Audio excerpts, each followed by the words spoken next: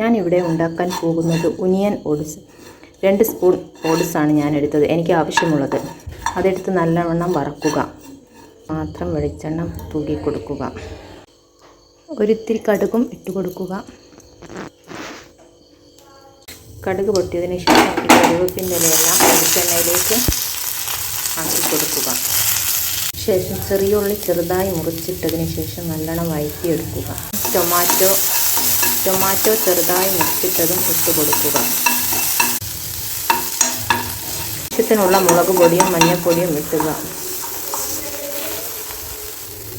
ആവശ്യത്തിനുള്ള വെള്ളം പാർന്നു കൊടുക്കുക.